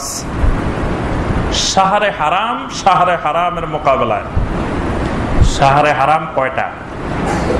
সম্মানিত মাস 4টা। রজব, শাবান নাই, হ্যাঁ, রজব, যুলকাদা, যুলহিজ্জা, মুহররম, এই 4টা মাস হলো শাহরে হারাম, সম্মানিত মাস। আল্লাহ পাক বলতেছেন, সম্মানিত মাসের বিনিময়ে সম্মানিত মাস, মানে আপনি পালন করতেছেন সম্মানিত মাস। আরেকজন বললো যে সম্মানিত মাসে তো মুসলিমেরা কিছু করবে না, বাস মুসলিমেরা যত পারো মারো ওই মাসে। আল্লাহ বলতেছেন, এই সম্মানিত মাসের মর্যাদা যদি তারা রক্ষা করে, তোমরা রক্ষা করবা। তারা যদি সম্মানিত মাসের সম্মান রক্ষা না করে, তোমাদেরও সম্মান রক্ষা করার দরকার। ওয়াল হুরুমাতু কিসাস। এখন দেখা গেল হত্যার পরিবর্তে হত্যা, কিসাস। এখন এই সম্মানিত মাসেই কেউ আরেকজনের মারি বসলো, হত্যা করে ফেলছে। এখন সম্মানিত মাসে কিসাস যখন নিতেন যাবেন, তখন তো বলবে যে এই তো সম্মানিত মাস, এখন তো কিসাস নেওয়া যাবে না। কিসাস মানে তো আরেকজনকে হত্যা করা, তো এই মাসে তো হত্যা করা যাবে না। সেই যে হত্যা করলো সম্মানিত মাসে, সেও তো সম্মানিত মাসে একটা লোককে মেরে ফেলছে। তা আল্লাহ পাক বলতেছেন, এই কিসাস দেওয়া এটাও একটা সম্মান, মানে কিসাসের বিধান কায়েম করা, এটা মানুষ হত্যা নয়, এটা সম্মান, সম্মানিত মাসের সম্মান। সব মানুষ মেরে ফেললো, আবার সম্মান হইলো কেমনে? সম্মান হইলো যে আল্লাহর হুকুম বাস্তবায়ন করাটাই একটা শাহরে হারাম, যে আল্লাহর হুকুম কিসাস, এই কিসাসের বিধান বাস্তবায়ন করাটাই হলো সম্মানিত মাসের সম্মান রক্ষা করা। ফামানি তাদা আলাইকুম ফাতাদু আলাইহি বিমিসলি মা তাদা আলাইকুম। এটা হলো শরীয়তের মাসালা মাসাইল। এই বাক্যটা থেকে কয়েক শত মাসালা বের হয়েছে। ফামানি তাদা আলাইকুম ফাতাদু আলাই বিমিসলি মা তাদা আলাইকুম। তোমাদের উপরে যতটুকু সীমা লঙ্ঘন করা হবে, তোমরাও ততটুকু সীমা লঙ্ঘন করো। বিমিসলি মা তাদা আলাইকুম, ততটুকু সম পরিমাণের থেকে বেশি করা যাবে না। এজন্য একজন আপনাকে একটা থাপ্পড় দিছে, আপনি কয়টা দিতে পারবেন? একজন দিছে ডান কিনারে, আপনি দিলেন ডান কিনারেই দিতে হবে, এটা জায়েজ। আল্লাহ পাক অনুমতি দিচ্ছেন ফাতাদু আলাই। একজন দিছে আস্তে করে, আপনি দিলেন একবারে জোরে, এটা জায়েজ হবে না। যেই পরিমাণ যেভাবে দিছে আপনাকেও দিতে হবে ঠিক সেইভাবে। কিন্তু যদি আপনি মাফ করে দিলেন, বললেন যে হে আমাকে দিছে, আমি দিব না, এটা হলো তাকওয়া, এটা হলো ইহসান। ওয়াল কাযিমিনাল গায়যা ওয়াল আফিনা আনিন নাস ওয়াল্লাহু ইউহিব্বুল মুহসিনিন। এরা হলো মুহসিনিন, যারা ক্ষমা করে দেয়, যে আমাকে থাপ্পড় দিলেও আমি দিব না, এটা হলো মুহসিনিন। কিন্তু থাপ্পড় দিছে যেই পরিমাণ যেভাবে দিছে, ততটুকু পরিমাণ সেইভাবে দেওয়াটা জায়েজ। একটাকে বলা হয় রুখসাত, একটাকে বলা হয় আযীমাত। উসুলে ফিকহের ভাষায় রুখসাত আর আযীমাত। রুখসাত হলো যে যতটুকু আমার উপরে অন্যায় করছে ততটুকু অন্যায় করা যায়, মানে একজন আপনার উপরে আমার উপরে যতটুকু অন্যায় করবে, আপনি আমি ঠিক ততটুকু বিমিসলে মাতাদা, সম পরিমাণ অন্যায় করা যায়। কিন্তু দেখা যায় মানুষের অভ্যাস, সম পরিমাণ করতে গেলে সম পরিমাণ পারবেন না, বেড়ে যাবে, মানে রাগ খুব বেশি থাকে, এই কারণে সম পরিমাণ না হয় কিছু বেড়ে যায়। এই জন্য মুহসিনিন যারা, মুত্তাকিন যারা, তাদের বৈশিষ্ট্য হলো তারা এই ব্যাপারে ক্ষমা করে দিবে। ওয়াত্তাকুল্লাহা ওয়া'লামু আন্নাল্লাহা মা'আল মুত্তাকিন। আল্লাহকে ভয় করো আর জেনে রাখো আল্লাহ পাক মুত্তাকিনদের সাথে থাকেন। মা'আল মুত্তাকিন, তাহলে আল্লাহ কি মুত্তাকিনদের পিছে পিছে ঘুরে? আল্লাহ তো সব জায়গায় আছে। আল্লাহ বলছে আন্নাল্লাহা মা'আল মুত্তাকিন, আল্লাহ মুত্তাকিদের সাথেই থাকেন, মুত্তাকিদের সাথেই থাকেন। তাহলে কি আল্লাহ সর্বত্র বিরাজমান? আল্লাহ যে বলছেন মুত্তাকিদের সাথেই থাকেন, এটা বোঝার জন্য আরবি ব্যাকরণের এই জিনিসটা বুঝতে হবে। মাইয়া, মার একটা সূত্র আছে। এই জন্য দেখেন আজকের যুগে মুসলিমেরা বিশ্বাস করে আল্লাহ সর্বত্র বিরাজমান, আর নবী সাল্লাল্লাহু আলাইহি ওয়াসাল্লামের যুগে কাফেরেরা মুশরিকরাও বিশ্বাস করতো না যে আল্লাহ সর্বত্র বিরাজমান। কারণ হলো মুশরিকেরা মুশরিক হইল শিক্ষিত মুশরিক, আর আমরা মুমিন হইল জাহেল মুমিন। সেই জন্য বলা হয় যে শিক্ষিত দুশ্মনও ভালো, মূর্খ বন্ধুর চেয়ে। মানে আরবি ভাষা না বুঝার কারণে, অ্যারাবিক গ্রামার, অ্যারাবিক বালাগাত, ফাসাহাত না বুঝার কারণে, যে যখনই কোরআনে আসে যে ইন্নাল্লাহা মা'ানা, আল্লাহ আমাদের সাথে আছেন, এই যে মা শব্দটা আসে, আন্নাল্লাহা মা'আল মুত্তাকিন, আল্লাহ মুত্তাকিদের সাথে আছেন, তো এই যে সাথে দেখলে মানুষ মনে করে যে আল্লাহ তো আছে সাথে। কিন্তু আরবি ভাষায় এই মার অর্থ হলো সাথে থাকা মানে আপনার প্রতি আমার সমর্থন আছে, এটাকে আরবি ভাষায় মা বলা হয়। মা মানে পিছনে পিছনে হাঁটা না, সাথে সাথে যাওয়া না। আমার থেকে একজন মানুষ কয়েক হাজার মাইল দূরে থাকতে পারে, কিন্তু আমি তাকে সমর্থন করি, তার অর্থ হলো আমি তার সাথে আছি। আমরা যে এখন ইউনিয়ন পরিষদের নির্বাচন চলতেছে না, আমরা বলি যে অমুক ভাই এগিয়ে চলো, আমরা আছি তোমার সাথে। তা আমরা কি অমুক ভাইয়ের সাথে 24 ঘন্টা থাকি? তার সাথে আছি মানে তার প্রতি আমাদের সমর্থন আছে, যে ভোট দিব তাকে, তাকে চেয়ারম্যান বানাবো, তাকে মেম্বার বানাবো, তার প্রতি আমাদের সমর্থন আছে। এটাই হলো সাথে থাকা। তা আল্লাহ পাক যেখানে কোরআনে কারিমের সাথে আছেন, তার অর্থ হলো তোমার প্রতি আমার সমর্থন আছে, আমার সাহায্য আছে, রহমত আছে। এটাকে আরবিতে বলা হয় মাইয়া। এটার অর্থ এই নয় যে আল্লাহ পাক সাথে সাথে থাকেন। وأنفقوا في سبيل الله ولا تلقوا بأيديكم إلى التهلكة وأنفقوا في سبيل الله। আগে বলছেন সম্পদ উপার্জনের মাধ্যম, এবার বলতেছেন আল্লাহ পাক 195 নম্বর আয়াতে وأنفقوا في سبيل الله, আল্লাহর রাস্তায় খরচ করো। খরচ কোথায় কোথায় করতে হবে এই ব্যয়েরও নীতিমালা আছে। সর্বপ্রথম কার জন্য, তারপরে কার জন্য, তারপরে কার জন্য। 1 নম্বরে খরচ কার জন্য? মা বাবার জন্য, মানে বান্দাদের মধ্য থেকে মা বাবার জন্য। তারপরে আল্লাহ পাক এটার শ্রেণীবিন্যাস দিয়ে দিয়েছেন, তারপরে কার জন্য, তারপরে কার জন্য। এইভাবে ব্যয় করাটার নাম হলো ওয়ানফিকু ফি সাবিলিল্লাহ ওয়ালা তুলকু বিআইদিকুম ইলা তাহলুকা। আর নিজেকে নিজে ধ্বংসের দিকে নিক্ষেপ করিও না। ধূমপান হারাম হওয়ার এটা হলো একটি শক্তিশালী দলিল। 195 নম্বর আয়াত আল্লাহ পাক বলেন ওয়ালা তুলকু বিআইদিকুম ইলা তাহলুকা, নিজেকে নিজে ধ্বংসের দিকে ঠেলে দিও না। নিজেকে নিজে ধ্বংসের দিকে, রোগের দিকে, অসুস্থতার দিকে ঠেলে দিও না। তোমার ক্ষতি হতে পারে এরকম জিনিসের দিকে ঠেলে দিও না। এটা হারাম, আল্লাহ পাক হারাম করছে। তাহলে ধূমপানের মাধ্যমে আমার নিজেকে ক্ষতির দিকে, অনিষ্টতার দিকে নিক্ষেপ করছি। আল্লাহ পাক নিষেধ করছেন ওয়ালা তুলকু বিআইদিকুম ইলা তাহলুকা।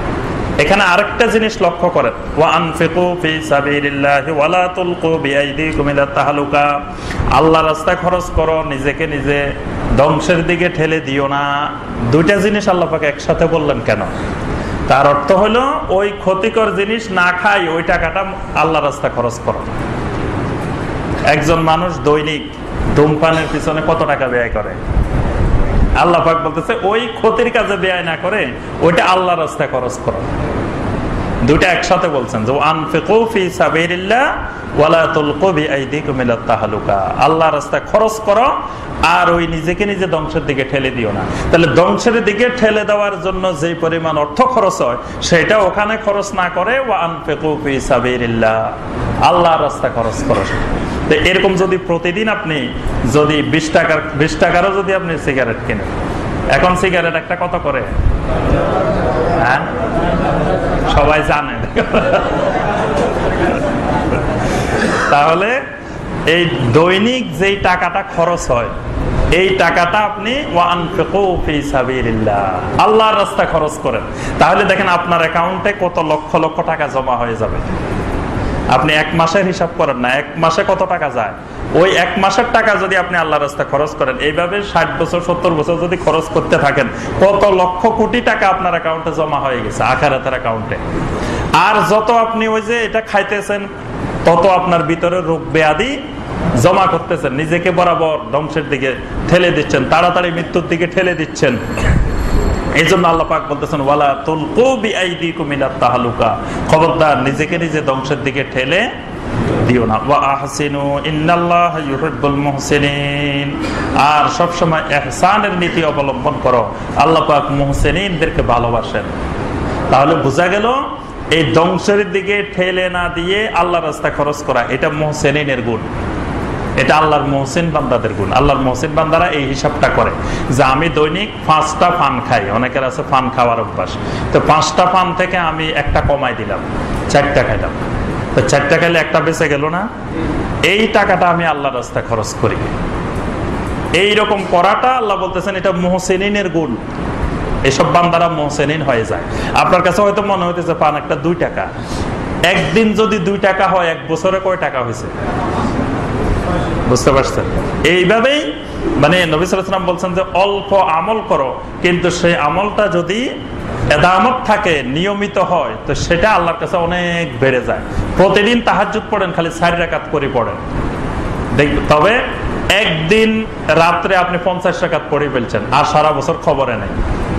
তার চেয়ে আপনি প্রতিদিন 2 রাকাত করে 4 রাকাত করে পড়েন, তাহলে আপনার 365 দিনে দেখেন কত রাকাত হয়ে যাবে।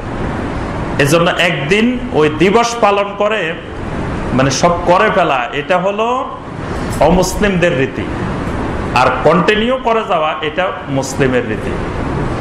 এই জন্য মুসলিমেরা বাবা দিবস, মা দিবস, স্বামী দিবস, স্ত্রী দিবস, ছেলে দিবস, মেয়ে দিবস, এগুলাতে মুসলিম বিশ্বাস করে না। কারণ বছরে একদিন আপনি মায়ের সুন্দর করে সাজায় গুজায় কাপড় চোপড় কিনে আদর যত্ন করে সব করলেন, আর 364 দিন মার খবরে নাই। ইসলাম 365 দিনে মায়ের খবর নিতে বলে, 365 দিনে বাবার খবর নিতে বলে। এই জন্য ইসলামের কাজ হলো এদামত, মানে নিয়মিত সর্বদা চলতে থাকবে। এই কাজটাকে আল্লাহ বলছেন ইন্নাল্লাহা ইউহিব্বুল মুহসিনিন, মুহসিনিন বান্দা হওয়ার জন্য এটা একটি সহজ উপায়। এরপর আল্লাহ পাক 196 নম্বর আয়াত থেকে হজের গুরুত্বপূর্ণ নীতিমালা, হজের বিধিবিধান বর্ণনা করেছেন। আরকানে ইসলামের গুরুত্বপূর্ণ একটি রকম হলো হজ।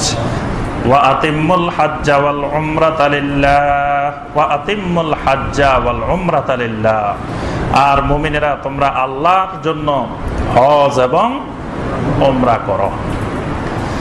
এখানে দুটি জিনিস লক্ষণীয়, একটা হলো হজ উমরা করো, এই কথা বললেই তো আল্লাহ পাক হইতো ওয়া আতিম্মুল হাজ্জা ওয়াল উমরাহ ওয়া আকিমুস সালাহ, আল্লাহ পাক কিন্তু বলেন নাই ওয়া আকিমুস সালাতা লিল্লাহ, আল্লাহর জন্য নামাজ পড়ো, এই কথা আল্লাহ বলেন, শুধু বলছে সালাত কায়েম করো। তো হজের ক্ষেত্রে কেন বললেন ওয়া আতিম্মুল হাজ্জা ওয়াল উমরাতা লিল্লাহ?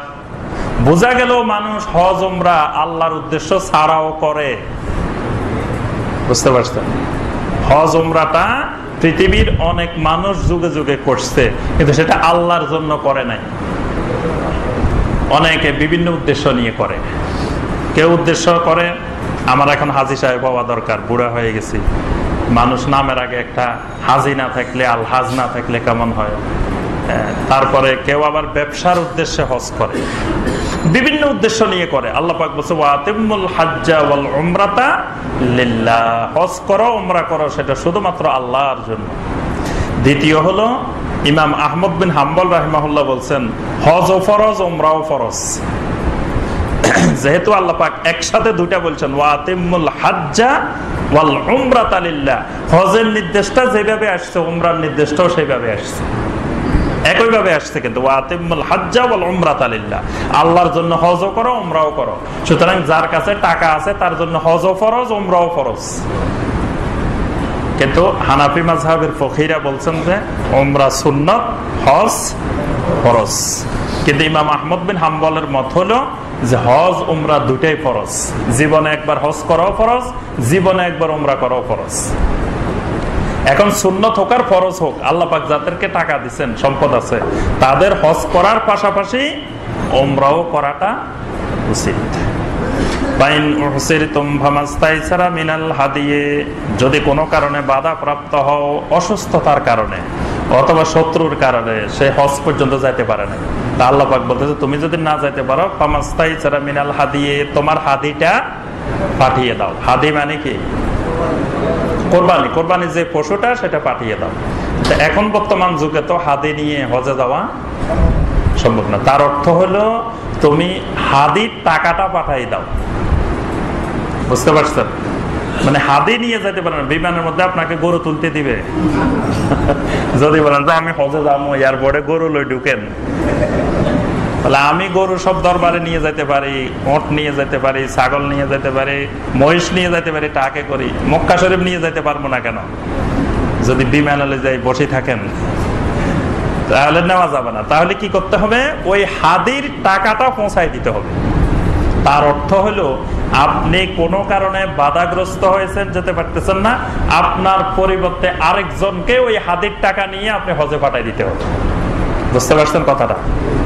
আল্লাহ পাক বলছে তুমি কোনো কারণে বাধা প্রাপ্ত হয়েছে। এই বাধাটা দুই ধরনের, একটা হলো অর্থনৈতিক বাধা, অসুস্থতার বাধা, আর একটা হলো শত্রু কর্তৃক বাধা। কিন্তু আপনার টাকা পয়সা আছে, সব আছে, কিন্তু আপনি অসুস্থ হয়ে গেছেন, যেতে পারতেছেন না, অথবা কোনো অন্য কোনো বাধার কারণে আপনি যেতে পারতেছেন না। তা আল্লাহ পাক বলতেছেন ফামাস্তাইসারা মিনাল হাদিয়ে, তোমার হাদিটা তুমি পাঠাই দাও। তা হাদি কেমনে পাঠাইবেন? বিকাশ করলে কি হাদি চলে যাবে? তা হাদি কি করতে হবে? ওই আরেকজনকে পাঠাই দিতে হবে আপনার পরিবর্তে। বদলি হজ ওয়ালা তাহলিকু রুউসাকুম হাত্তা ইয়াবলুগাল হাদিয়ু মাহিল্লা, আর ওই হাদির জায়গায় পৌঁছা পর্যন্ত খবরদার মাথা মুন্ডন করিও না। এই জন্য আমাদের দেশের হাজি সাহেবরা যখন ওই ইয়াতে টাকা জমা দেয় কোরবানির জন্য, হাদির জন্য, ওখানকার ব্যাংকে জমা দেয়, তো ওদেরকে বিরক্ত বানায় ফেলায় যে ভাই আমার হাতিটা কয়টায় জবাই হবে, আমার হাতিটা কখন হবে, একটু লিখে দেন, একটু বলে দেন। তো ওই কর্মচারীরা আবার আন্দাজি বলে দেয় আশারাসা আশারাসা সাবাসা সামানিয়াসা, মানে তোমারটা 7টা বাজে হইব, 8টা বাজে হবে, 9টা বাজে হবে, 10টা, আন্দাজি টাইম। কারণ হজের টাকা জমা দিচ্ছে আপনার কয়েক লক্ষ মানুষ। তো আপনার ওই দিন সকাল থেকে শুরু করে সরকারি ভাবে যে টাকাগুলো জমা হয়, সকাল থেকে শুরু হয়ে একবারে রাত পর্যন্ত চলতেই থাকে, লক্ষ লক্ষ পশু জবাই করতেছে। কারটা কখন হইতেছে এটা হিসাব রাখা সম্ভব? ওখানে কি নাম ধরে ধরে জবাই করে? যতজনে টাকা জমা দিচ্ছে সবার গুলোই তো হচ্ছে। তো এখন মানুষ জিজ্ঞেস করে কয়টায় হবে, তো কয় 7টায়, কারোরে কয় 8টায়।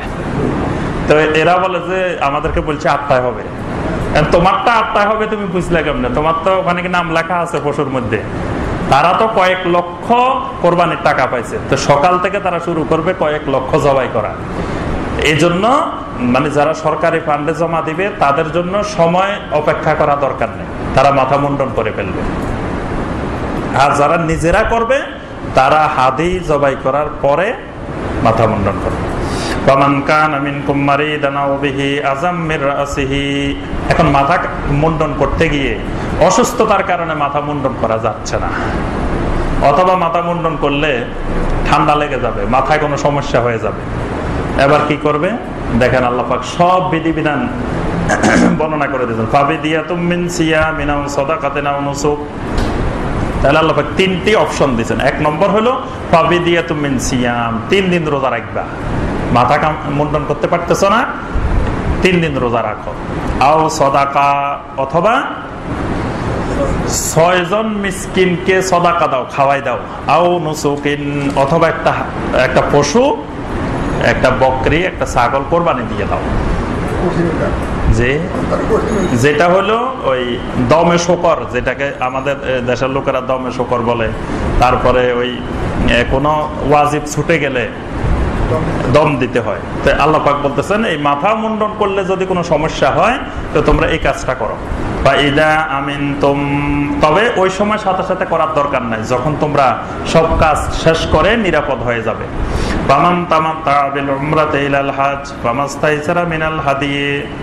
যারা তামাত্তু হজ করবে, উমরার সাথে হজকে মিলাবে, তাদেরকে অবশ্যই হাদি পৌঁছাইতে হবে। মানে হজ্জে তামাত্তু করলে তার মানে হাদি দেওয়াটা ওয়াজিব, হজ্জে কারান এবং হজ্জে তামাত্তু। এখন কোন ব্যক্তি হজ্জে তামাত্তু করবে কিন্তু টাকা নাই, অথবা হজে গেছেন টাকা নিয়ে, এখন বেলটা কেটে মুরব্বির থেকে সব টাকা নিয়ে গেছে, এখন কি করবে? এখন তো তার ওখানে কোরবানি করা ওয়াজিব, এখন কোরবানির টাকায় নাই। আল্লাহ পাক বলেন, ফামাল্লাম ইয়াজিদ, হাদি কোরবানি দেওয়ার মতো যদি সামর্থ্য তার না থাকে, ফাসিয়ামু সালাসাতি আইয়ামিন ফিল হজ ওয়া সাবআতিন ইযা রাজাতুম, তাহলে হজের মধ্যে 3 দিন রোজা রাখতে হবে, দেশে ফিরলে 7 দিন রোজা রাখতে হবে। বুঝতে পারছেন? যদি ওই হাদির টাকা কারো না থাকে, তাহলে ওখানে থাকা অবস্থায় 3 দিন রোজা, আর দেশে আসে 7 দিন। তিলকা আশারাতুন কামেলা, তিলকা আশারাতুন কামেলা। এইভাবেই পরিপূর্ণ 10 দিন, পরিপূর্ণ 10 দিন সিয়াম পালন করলে ওই হাদির সমপরিমাণ হয়ে যাবে। দেখেন আল্লাহ পাক কত সহজ করে দিয়েছে, যে আপনার টাকা নাই, টাকা চুরি হয়ে গেছে অথবা কোনো সমস্যা, তাহলে এই 10 দিন রোজা রাখলেই বাস হয়ে যাবে। তবে এই হুকুমটা তাদের জন্য যাদের আহাল মসজিদে হারামের এলাকায় বসবাস করে না। আপনার বাড়ি যদি মসজিদে হারামের এলাকায় হয়, তাহলে আপনার জন্য এটা প্রযোজ্য হবে না। আপনার নিজের কাছে টাকা নাই, আরেকজনের থেকে টাকা নিয়ে হইলেও আপনাকে সেখানে করতে হবে, কিন্তু আপনার বাড়ি যদি বাহিরে হয়, তার জন্য এই হুকুম। ওয়াত্তাকুল্লাহ ওয়া আলামু আন্নাল্লাহা শাদীদুল ইকাব। আর হজের ক্ষেত্রে, যাবতীয় ক্ষেত্রে আল্লাহকে ভয় করো, জেনে রাখো আল্লাহ পাক অত্যন্ত কঠোর শাস্তিদাতা। আল হজ্জু আশহুরুম মালুমাত, হজ হলো নির্দিষ্ট কয়েকটি মাস। হজের মাস কয়টা? কয় মাসকে হজের মাস বলা হয়? যে শাওয়াল, যুলকাদা, যুলহজ্জের 10 থেকে, কেউ বলছেন 10 পর্যন্ত, কেউ কেউ বলছেন জিলহজ পুরাটা। এই 3 মাস হলো আশুরে হজ। এই জন্য আপনি শাওয়াল মাসের 1 তারিখে গিয়ে উমরা করে ওই জিলহজ মাসে যদি হজ করেন, তাহলে আপনার হজ্জে তামাত্তু হয়ে যাবে। বুঝতে পারছেন কথাটা? মানে হজের মাসের ভিতরে উমরা হইতে হবে, হজের মাসের ভিতরে হজ হইতে হবে। আবার কেউ যদি রমজান মাসে উমরা করে, হজের মাসে হজ করে, তাহলে সেটা হজ্জে তামাত্তু হবে না, কারণ রমজান মাস হজের মাস না। এই জন্য শাওয়াল থেকে শুরু হবে, শাওয়াল, যুলকাদা। আপনি শাওয়ালের 1 তারিখে উমরা করে শাওয়াল, যুলকাদা 2 মাস বসে থাকলেন, 2 মাস পরে যায় হজ করছেন, তাও আপনার এটা হজ্জে তামাত্তু হয়ে যাবে। মানে হজের মাসের ভিতরে উমরা এবং হজ। ফামান ফারাদা ফিহিন্নাল হাজ্জা, যে ব্যক্তি এই হজের মাসে হজ করা নিজের জন্য ফরজ করে নিয়েছে, ফালা রাফাসা, তাকে 3টা কাজ করা যাবে না। 1 নম্বর হলো রাফাস। রাফাস হলো মানে এই হজের মাসে যদি স্ত্রীকে সাথে করে নিয়ে যায়, তাহলে স্ত্রীর প্রতি বৈধ কার্যক্রম এই হজের মধ্যে করা নিষিদ্ধ। ওয়ালা ফুসুকা, কোন ধরনের ফুসুক, কবিরা গুনাহ, হারাম কাজ করা যাবে না। মানুষকে ধাক্কা মেরে দেওয়া, তারপরে ঠেলাঠেলি করা, মানুষকে কষ্ট দেওয়া, এগুলো ফুসুক। আল্লাহ পাক বলছে খবরদার, হজের মধ্যে ফুসুক, এই কাজ করা যাবে না। ওয়ালা জেদালা ফিল হজ, হজের মধ্যে ঝগড়াঝাটিও করা যাবে না। তাহলে আল্লাহ পাক এখানে ঝগড়াঝাটির কথা নির্দিষ্ট করে বললেন কেন?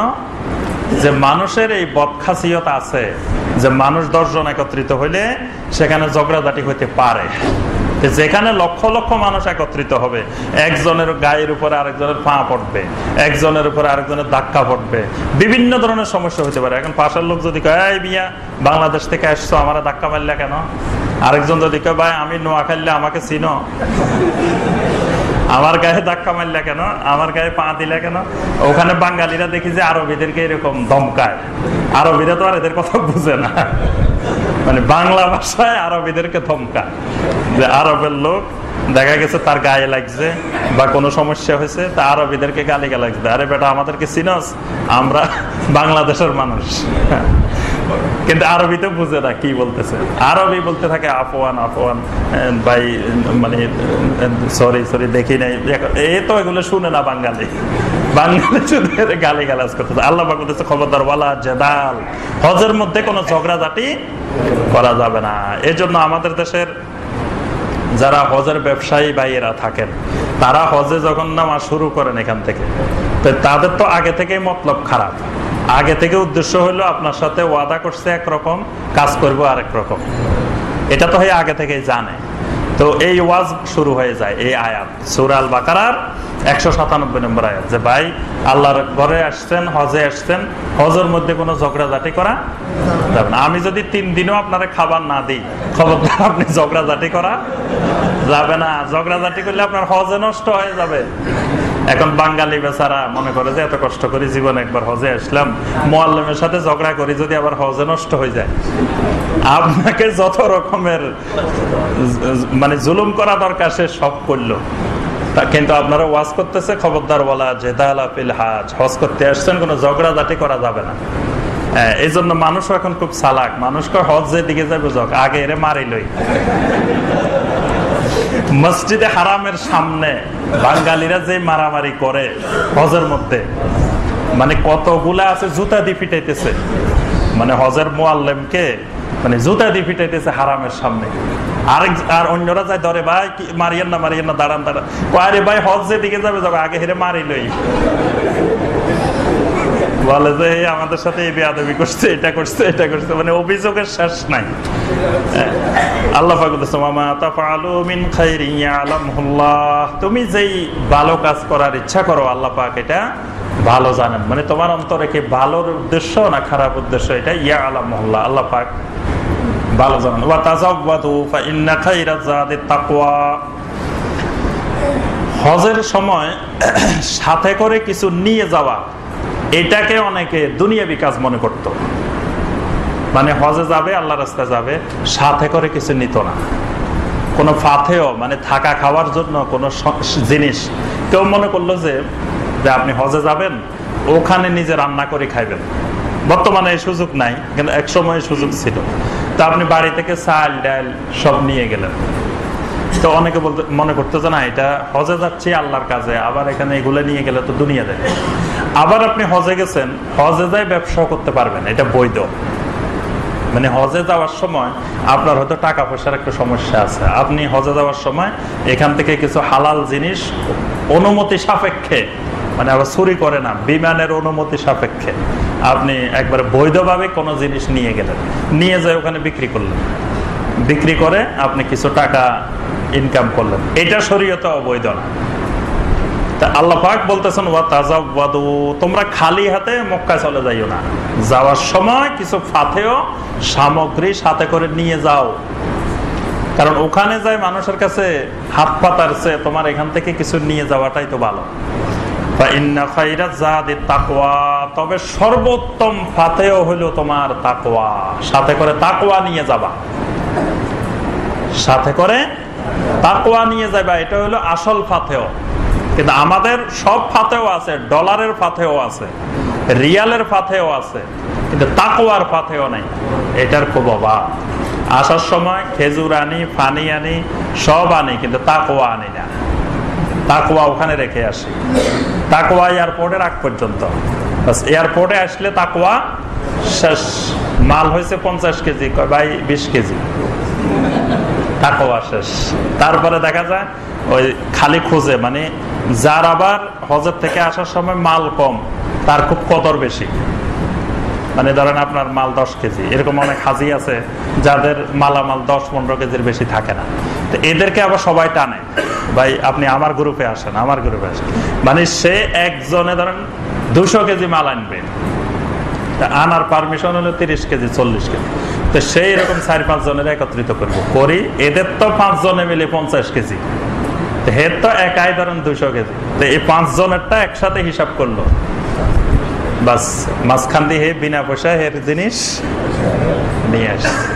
এরকম অনেক হাজি সাহেব আছে, তো তাকওয়া শূন্য, মানে এদের তাকওয়া নিয়ে আসে না, তাকওয়া ওখানে রেখেই আসে। ওখানে মসজিদে হারামে গেলে মসজিদে হারামের ইমামদেরকে আপনি প্রতিদিন দেখতে পারেন। মসজিদে হারামের ইমাম এরা তো একেবারে মানে লুকানো থাকে না, সবার সামনে এসে মসজিদে হারামের সামনেই তো সালাত আদায় করে। তো মসজিদে হারামের ইমাম কিভাবে সালাত আদায় করতেছে, নামাজ পড়তেছে, আমাদের দেশের লোকেরা গেলে দেখে না? দেখে না?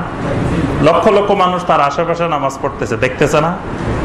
সেখানে লক্ষ লক্ষ মানুষ কি পদ্ধতিতে নামাজ পড়তেছে এটা সে দেখতেছে না? তো সে আবার বাংলাদেশে আসে কিভাবে, মানে তার পাশে আরেকজন আরেকভাবে নামাজ পড়লে সে আবার ধমকায় কেমনে? সে ওখানে দেখে আসছে না? দেখে আসলে আবার দেশে আসি, সে আবার বলে যে এইভাবে আমিন জোরে বললো কে, এটা করলো কে? তো তুমি ওখানে দেখে আসলে ওইভাবে করতেছে, এখানে আসি তোমার ওই তাকওয়া কই? ওখান থেকে কি নিয়ে আসছো? ওখান থেকে খালি খেজুর আনছো আর পানি আনছো, তাকওয়া ওখানে রেখে আসছে। তাকওয়া এয়ারপোর্টের আগে আর বিমানে আসার সময় তাকওয়া রেখে জেদ্দা বিমানবন্দরে, মদিনাতে বিমানবন্দরে রেখে বাংলাদেশে চলে আসে। তাহলে ওখানে যদি আপনার এগুলা নিয়ে ঝগড়া না হয়, তো আমাদের দেশে ঝগড়া হবে কেন? কি বলেন? মক্কা মদিনাতে এগুলো নিয়ে কোনোদিন ঝগড়া হইতে শুনছেন? ওখানে দেখা যাচ্ছে কেউ আমিন জোরে বলতেছে, আস্তে বলতেছে, কেউ হাত কত জায়গায় বাঁধতেছে, তারপরে কত পদ্ধতির নামাজ পড়তেছে। তো কেউ তো কোনোদিন কারোর সাথে ঝগড়া করলো না। তো এটা কি হাজী সাহেবেরা আমাদের দেশে প্রতি বছর দেখে আসে না? তো তাহলে আমাদের দেশে ঝগড়া হবে কেন? সৌদি আরবে তো তারাবি বিশ্বখ্যাত হয়, 8 রাকাত হয়, এটা নিয়ে তো কোনোদিন ঝগড়া হয় নাই।